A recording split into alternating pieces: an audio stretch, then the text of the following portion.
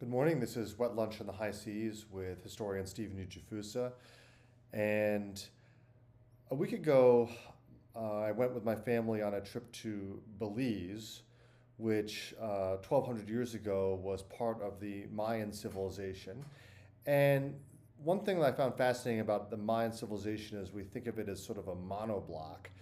And in reality, the Mayan civilization, which stretched throughout much of Central America, was not so much a nation as it was a collection of city states, not unlike ancient Greece or Renaissance Italy.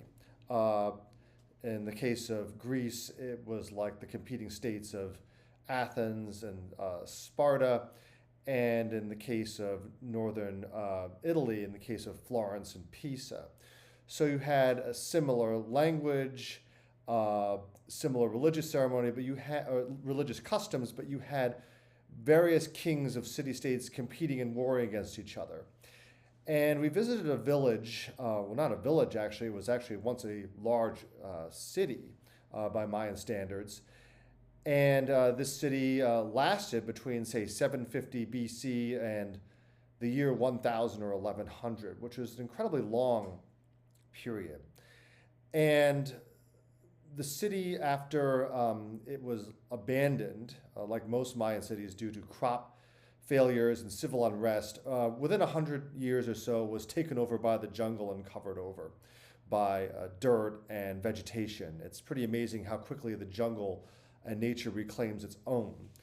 And uh, what awed me about this visit to this Mayan city was just the incredible complexity of the civilization. You had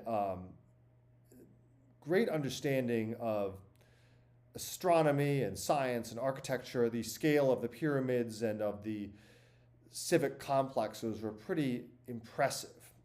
We climbed to the top of a pyramid, which was pretty incredible, looking out at the view over this plaza, which has been excavated over the past 100 or so years.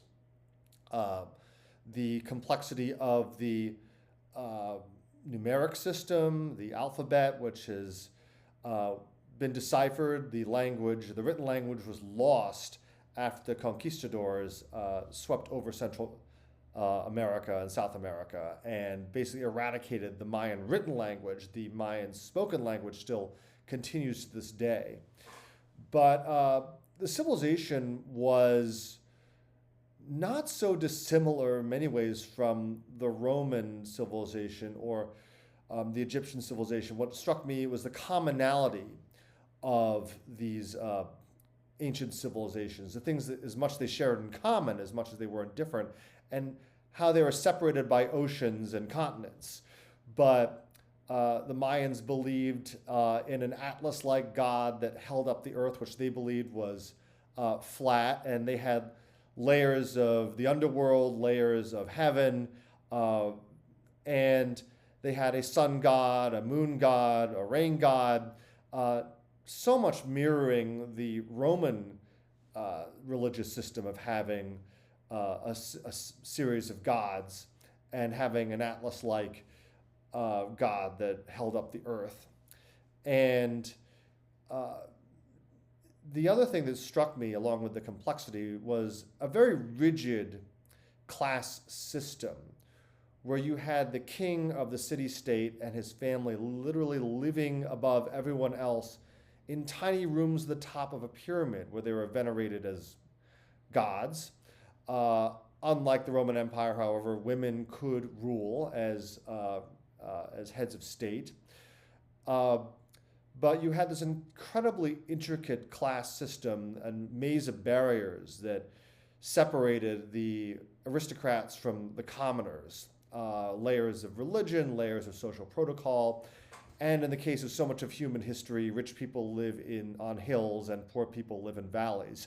I remember seeing that even in central Pennsylvania, at these old industrial towns where the mills would be in the river bottoms along with the working class housing, and the mill owners would be living up in the hills in their big Italianate and late Victorian mansions. So similar in Mayan civilization. They also believed in an entrance to the underworld, just like the Greeks did. And these limestone caves served as portals to the underworld, and they would do religious ceremonies and sacrifices there to appease the gods. Uh, but also, what struck me is, along with great reason and science in the same society, there can coexist things that strike us today as lunacy, complete irrationality.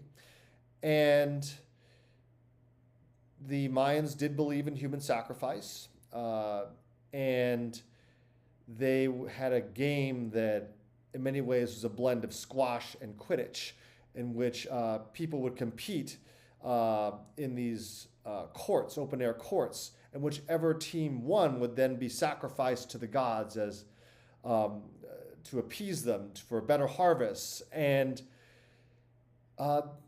the idea of human sacrifice, whether in pagan Rome or in Mayan civilization, the idea of Christ as a human sacrifice and the Roman Catholic Church in the medieval times, the cathedral was a stage for a not an actual sacrifice, but celebrating and commemorating a human sacrifice in the form of Jesus Christ, lofting these enormous Gothic cathedrals with stained glass windows that were started with the idea that the people who started building them would not live to see them built, 70 years before these great cathedrals were built. But this was very similar to these stages of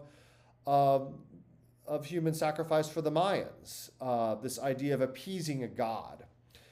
And in one of these caves that we went to, it was incredible. It was like almost like being in a natural cathedral with limestones, stalactite chandeliers hanging from the ceiling. But we canoed past one of these ledges, and we saw broken pottery, and then we saw a bit of a human skull, and we were told that was the skull of a sacrificed child.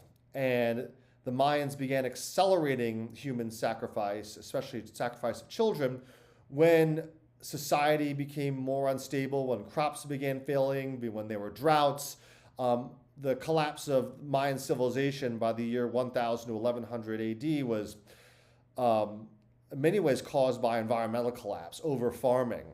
And you had mass civil unrest where poor people basically sacked these aristocratic cities.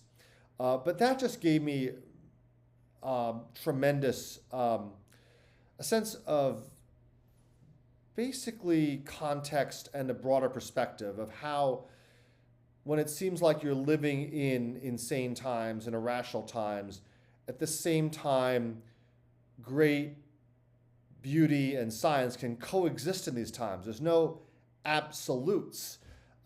Sir Isaac Newton, who independent of the Mayans, came up with these incredible laws for the universe that we still use for this day.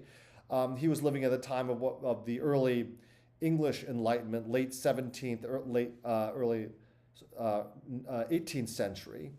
You had England coming out of a tremendous civil war, fighting between Protestants and Catholics. The overthrow of the monarchy of James II and the Glorious Revolution. So amidst the backdrop of all of this civil unrest and religious fighting, scientific revolutions still take place. Great beauty can still take place. And a couple of months ago, my family and I went to hear the Philadelphia Orchestra perform Peter and the Wolf by Sergei Prokofiev, a setting of the famous children's tale of brave Peter taking on the wolf with his animal friends in spite of his grouchy grandfather urging him not to go into the meadow. And that was written by Sergei Prokofiev in the 1930s in Stalinist Russia. That was probably one of the bleakest periods in human history, where you had purges, labor camps, genocide, tremendous political fear under this autocrat. Uh, but in spite of all this, Sergei Prokofiev was able to set to music a children's tale that still warms the hearts of people around the world. It was something I grew up with thanks to my grandfather, who loved Russian music and culture and would play the theme from Peter and the Wolf on the piano all the time. But that was an idea that even in the midst of the bleakest of times and the greatest irrationality, creativity, science can still flourish. It's a struggle, but that visit to Belize to look at the Mayan civilization, or just see a little bit of it, was both very humbling at how quickly an advanced civilization can crumble, but also a sense of reason, art, and irrationality coexist. And it gives me great pause for the current times, but also gives me hope and context that life still goes on and people are resilient. This is Stephen Ujifusa for Wet Lunch on the High Seas. Thank you for listening.